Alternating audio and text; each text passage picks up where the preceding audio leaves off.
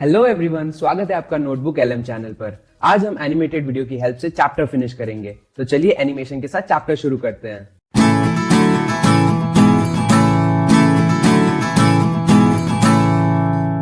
कभी सोचा है कि एक कविता सिर्फ कुछ शब्दों का जोड़ किसी देश की पूरी रूह को कैसे समेट सकती है? आज हम ऐसी ही एक जबरदस्त कविता की गहराइयों में उतरेंगे, सुब्रमण्य भारती की भारत हमारी भूमि। चलिए मिलकर पता लगाते हैं कि भारती की नजरों में आखिर वो क्या बात है जो भारत को इतना महान और सबसे अलग बनाती है। शुरू करते हैं। बस ये एक लाइन सच में यही पूरी कविता का दिल है कि भारत अतुलनीय है। ये तो बहुत बड़ा दावा है ना? आखिर कवि ऐसा क्यों मानते हैं? चलिए देखते हैं कि वो अपने इस दावे के पीछे क्या तर्क देते हैं एक एक करके।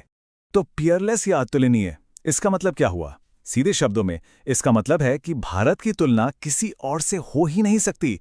अब इतना बड़ा दावा करने के लिए सबूत भी तो तगड़े चाहिए, राइट? तो देखते हैं कि भारती इसके लिए क्या क्या सबूत पेश करते हैं।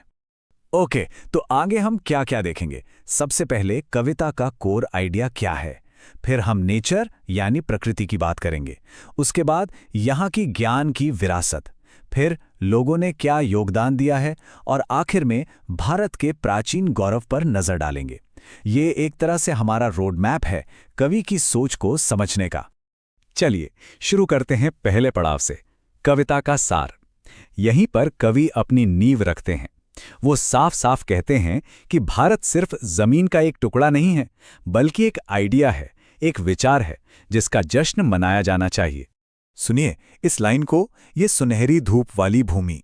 ये सिर्फ सुनने में ही अच्छा नहीं लगता, इससे कवि भारत को एक अनमोल खजाने की तरह दिखा रहे हैं, कुछ ऐसा जो बहुत रेयर है, बहुत कीमती है। और जब कोई चीज इतनी कीमती होती है तो उसकी प्रशंसा तो करनी ही पड़ेगी, है ना? यही तो कवि कह रहे हैं। तो भारती ने यह बड़ा दावा तो कर दिया कि भारत अतुलनीय है, पर सबूत कहाँ है? उनका पहला सबूत सीधे नेचर से आता है। वो भारत की उन ज्योग्राफी रिलेटेड खासियतों की बात करते हैं जो उनके मुताबिक दुनिया में कहीं और मिल ही नहीं सकती। और पहला सबूत है हिमालय, शक्तिशाली हिमवंत। कवि के लिए ये सिर्फ पहाड़ों की एक लाइन नहीं है, नहीं, ये एक शक्ति है, एक गार्ड की तरह, जिसकी बराबरी दुनिया में कोई नहीं कर सकता। और यहां शक्तिशाली या माइटी शब्द पर गौर कीजिए। इसका मतलब सिर्फ साइज में बड़ा होना नहीं है, इसका मतलब है ताकतवर, महान और सबसे इंपॉर्टेंट यूनिक, बेजोड़। इस एक शब्द से हिमालय को एक ऐसा दर्जा मिल जाता है जो सिर्फ फिजिकल नहीं बल्कि स्पिरिचुअल भी है। पहाड़ों के बाद अब आते हैं नदियों पर, और जब भारत में नदियों की बात हो तो गंगा से ज्यादा पवित्र और अहम क्या हो सकता है? कवि यहां एक सीधा सा सवाल पूछते हैं, क्या कोई और नदी है जो गंगा जैसी कृपा, वैसा ग्रेस दे सकती है? ये एक ऐसा सवाल है जिसका जवाब हम सब जानते हैं।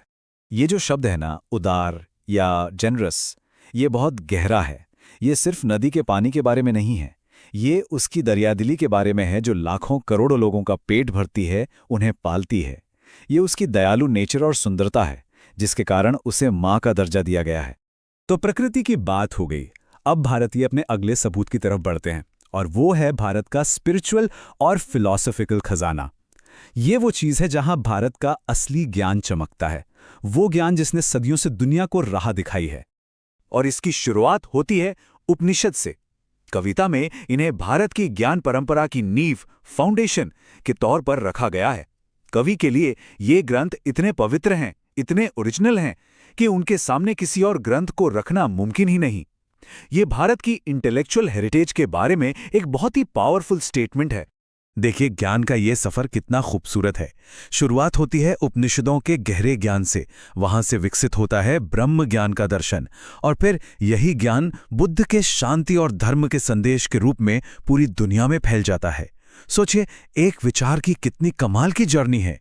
तो हमने जमीन की बात की, ज्ञान की बात की, लेकिन कोई भी देश सिर्फ अपनी जमीन या किताबों से महान नहीं बनता, वो बनता है अपने लोगों से।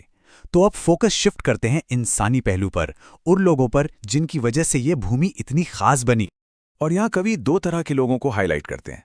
एक तरफ हैं वीर योद्धा जिन्होंने अपनी बहादुरी से इस जमीन की रक्षा की, और दूसरी तरफ हैं ज्ञानी संत जिन्होंने अपने ज्ञान और तप से इसे पवित्र बनाया। सोच के देखिए, एक शक्ति और दूसरा ज्ञान, यही दो स्तंभ हैं जिन पर भारत की नींव टिकी है।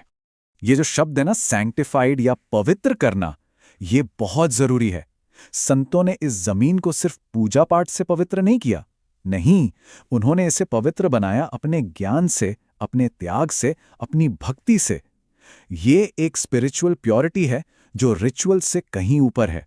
लोगों के योगदान में सिर्फ योद्धा और संत ही नहीं आते, कला भी है, खासकर संगीत।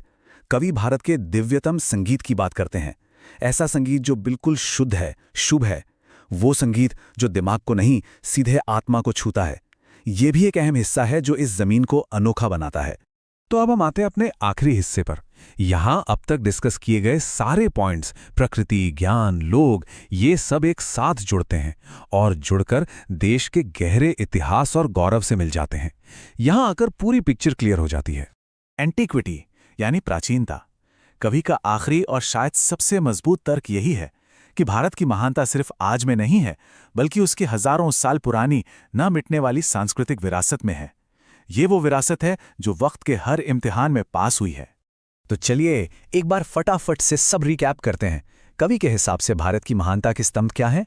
शक्तिशाली हिमालय, उदार गंगा, पवित्र ग्रंथ, सुनहरी भूमि, वीर योद्धा और ज्ञानी संत, दिव्य संगीत और हजारों साल पुरानी दार्शनिक जड़ें।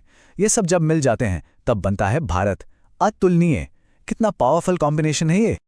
और आखिर में हम इस एक बड़े सवाल के साथ इस चर्चा को खत्म करते हैं।